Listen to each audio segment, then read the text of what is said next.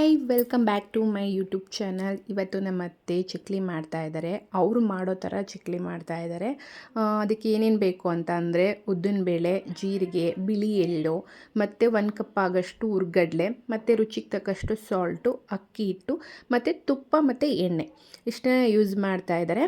Next ಅದಕ್ಕೆ ಉದ್ದಿನಬೇಳೆನ ಮತ್ತು ಜೀರಿಗೆ, ಎಳ್ಳು ಎಲ್ಲನೂ ಸ್ವಲ್ಪ ಬೆಚ್ಚಗೆ ಮಾಡ್ಕೊತಾ ಇದ್ದಾರೆ, ಚೆನ್ನಾಗಿ ಹುರ್ಕೊತಾ ಇದ್ದಾರೆ. ನೆಕ್ಸ್ಟು ಒಂದು ಜಾರಿಗೆ 1 ಕಪ್ ಆಗೋಷ್ಟು ಹುರ್ಗಡ್ಲೆನ ಹಾಕ್ಕೊಂಡು ನೆಕ್ಸ್ಟು ಅದಕ್ಕೇ 1 ಕಪ್ ಆಗೋಷ್ಟು ಉದ್ದಿನಬೇಳೆನ ಅವರು ಚೆನ್ನಾಗಿ ಹುರ್ಕೊಂಡಿದ್ರು. ಅದು ಮತ್ತು ಸ್ವಲ್ಪ ಎಳ್ಳು ಮತ್ತು ಜೀರಿಗೆ ಮತ್ತು ಅದನ್ನು ಕೂಡ ಉದ್ದಿನಬೇಳೆನೂ ಕೂಡ ಹುರಿದಿರೋದು ಉದ್ದಿನಬೇಳೆನೂ ಕೂಡ ಅದನ್ನು ಗ್ರೈಂಡ್ ಮಾಡ್ಕೊಳ್ಳೋಕ್ಕೆ ಹಾಕೋತಾ ಇದ್ದಾರೆ. ನೆಕ್ಸ್ಟ್ ಇಲ್ಲಿ ನಾನು 4 ಕಪ್ ಆಗೋಷ್ಟು ಅಕ್ಕಿ ಹಸಿಟ್ಟನ್ನು ತೊಗೊಂಡಿದ್ದೀನಿ.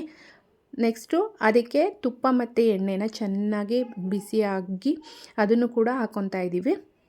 ಚೆನ್ನಾಗಿ ಬಿಸಿ ಆದಮೇಲೆ ಹಾಕಬೇಕು, ಅದು ಕುದಿಬೇಕು, ಅಷ್ಟು ಕುದಿ ಬಂದ ಮೇಲೆ ಹಾಕಬೇಕು. ನೆಕ್ಸ್ಟು ಅದನ್ನು ಹುರ್ಗಡ್ಲೆ ಮತ್ತು ಉದ್ದಿನಬೇಳೆನ ಪೌಡ್ರ್ ಮಾಡ್ಕೊತಾ ಇದ್ದಾರೆ, ಅದನ್ನು ಕೂಡ ಆ್ಯಡ್ ಮಾಡ್ಕೋಬೇಕು.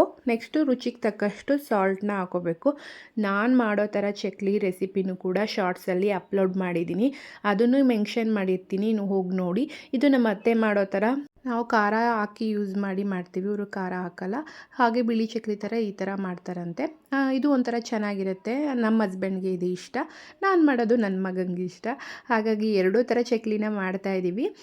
ಎರಡು ಅರ್ಧ ಕಲಿಸ್ಕೊಂಡು ನಾನು ಮಾಡೋರದ್ದು ಆಲ್ರೆಡಿ ರೆಸಿಪಿ ಹಾಕಿದ್ದೀನಿ, ಅದಕ್ಕೆ ಅದನ್ನು ಕವರ್ ಮಾಡಿಲ್ಲ, ಅದನ್ನು ಮೆನ್ಷನ್ ಮಾಡ್ತೀನಿ, ಹೋಗಿ ನೋಡಿ. ನೆಕ್ಸ್ಟ್ ಸ್ವಲ್ಪನೇ ನೀರು ಹಾಕಿ ಅದನ್ನು ನೋಡಿ ಈ ರೀತಿಯಾಗಿ ಹದ ಬರಬೇಕು. ಅದನ್ನು ಚಕ್ಲಿ ಒಳಗೆ ಹಾಕಿ ಅದನ್ನು ಒತ್ತಕ್ಕೆ ನೀಟಾಗಿ ಬರೋ ಹಾಗೆ ಅದನ್ನು ಚೆನ್ನಾಗಿ ಹೊಂದಿಸ್ಕೊಂಡು ಚಕ್ಲಿ ಒಳಗೆ ಸುತ್ತ ಅದಕ್ಕೆ ಸ್ವಲ್ಪ ಎಣ್ಣೆನೋ ಇಲ್ಲ ಸ್ವಲ್ಪ ತುಪ್ಪನೋ ಸವರಬೇಕು. ಅದು ಚೆನ್ನಾಗಿ ಸವರಿದ್ರೆ ನೀಟಾಗಿ ಅದು ಚಕ್ಲಿ ಬರುತ್ತೆ. ನೆಕ್ಸ್ಟಾಗಿ ಅದನ್ನು ಚಕ್ಲಿನ ಹಾಕ್ಕೊತಾ ಇದ್ದಾರೆ. ನಿಮ್ಗೆ ಯಾವ ಥರ ಚಕ್ಲಿ ಇಷ್ಟ ಆಗುತ್ತೆ, ವೈಟ್ ಚಕ್ಲಿನ ಇಲ್ಲ ಖಾರ ಯೂಸ್ ಮಾಡಿರೋ ಚಕ್ಲಿನ, ಯಾವ ಥರ ಚಕ್ಲಿ ನಿಮ್ಗೆ ಇಷ್ಟ ಅಂತ ಕಮೆಂಟ್ ಮಾಡಿ. ನೆಕ್ಸ್ಟು ಎಣ್ಣೆ ಚೆನ್ನಾಗಿ ಕಾದ್ಮೇಲೆ ಚಕ್ಲಿನ ಹಾಕ್ಕೊಂಡು ಅದನ್ನು ಒಂದು ಸ್ವಲ್ಪ ಬ್ರೌನಿಷ್ ಕಲರ್ ಆಗಿ ಬರೋ ಹಾಗೆ, ಗೋಲ್ಡನ್ ಬ್ರೌನ್ ಕಲರ್ ಬರೋ ಹಾಗೆ ಅದನ್ನು ಚೆನ್ನಾಗಿ ಬೇಯಿಸ್ಕೋಬೇಕು. ನೋಡಿ ಈ ರೀತಿ ಇದೆ ಚಕ್ಲಿ. ನೆಕ್ಸ್ಟ್ ನಾನು ಮಾಡ್ತಿರೋ ರೆಸಿಪಿನೂ ಕೂಡ ಕಲಿಸ್ಕೊತಾ ಇದ್ದೀನಿ. ಅದನ್ನು ರೆಸಿಪಿನ ನಾನು ಆಲ್ರೆಡಿ ಶೂಟ್ ಮಾಡಿರೋದ್ರಿಂದ ಅದನ್ನು ಮೆನ್ಷನ್ ಮಾಡ್ತೀನಿ, ನೋಡಿ. ಐ ಹೋಪ್ ನಿಮಗೆ ಈ ವಿಡಿಯೋ ಇಷ್ಟ ಆಗಿದ್ರೆ ಪ್ಲೀಸ್ ನನ್ನ ಚಾನಲ್ನ ಸಬ್ಸ್ಕ್ರೈಬ್ ಮಾಡಿ, ಸಪೋರ್ಟ್ ಮಾಡಿ. ಬಾಯ್.